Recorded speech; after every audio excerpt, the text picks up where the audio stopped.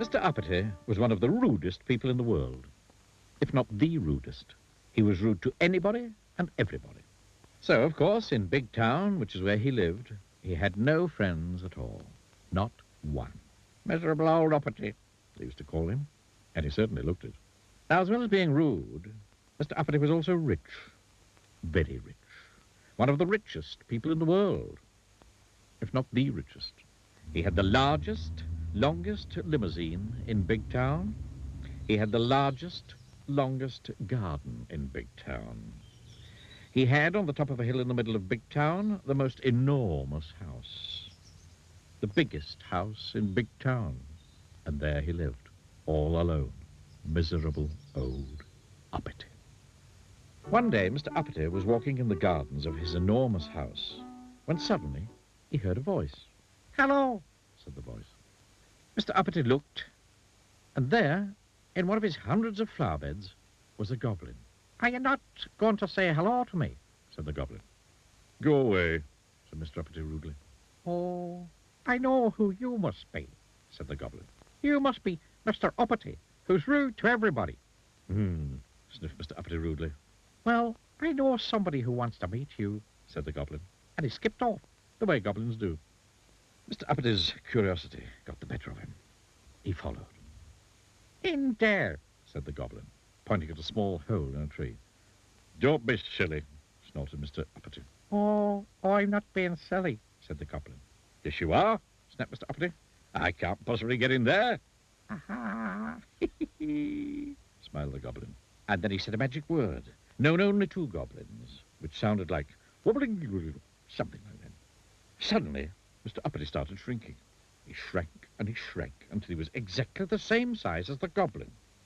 "Turn me back to my proper size at once," spluttered Mr. Uppity in a rage.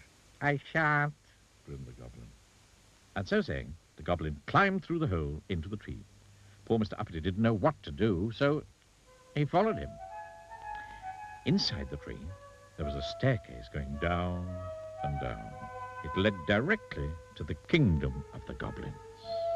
"I demand to be taken immediately to whoever is in charge," said Mr. Uppity angrily. "Oh, you shall. So you shall," grinned the goblin. And he led Mr. Uppity through the streets of the kingdom of the goblins until they came to a palace.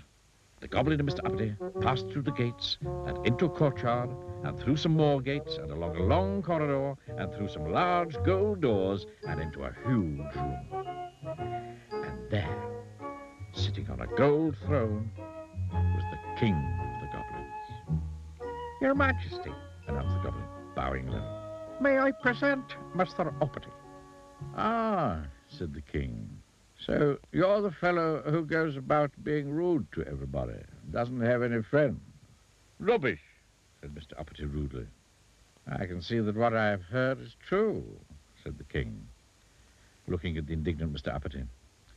"You're much too puffed up with your own importance.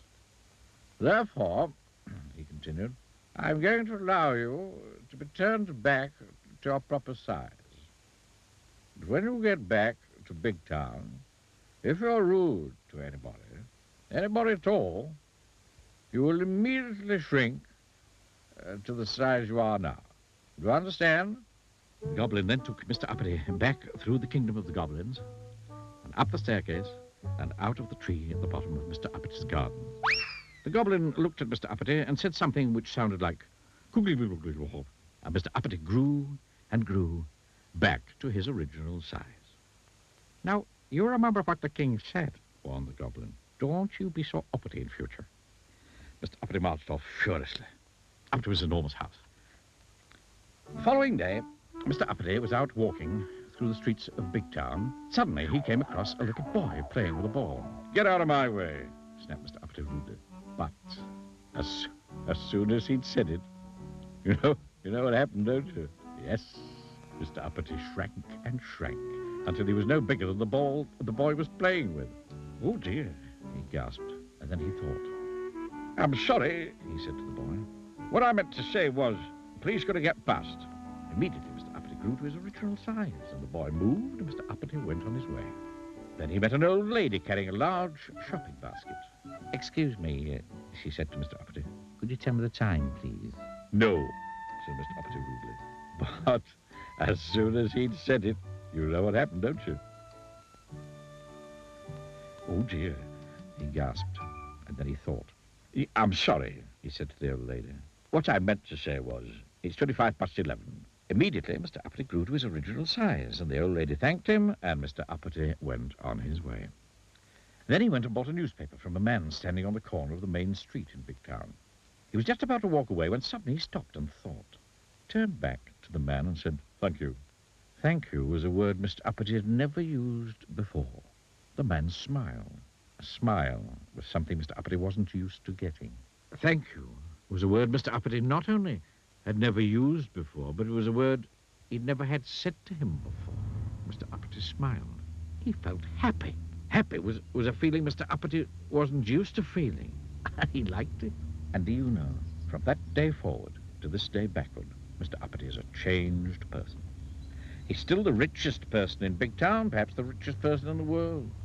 But now he has lots of friends, and he smiles a lot, and he never gets that shrinking feeling. And do you know which two words Mr. Uppity uses most of all these days? Please and thank you.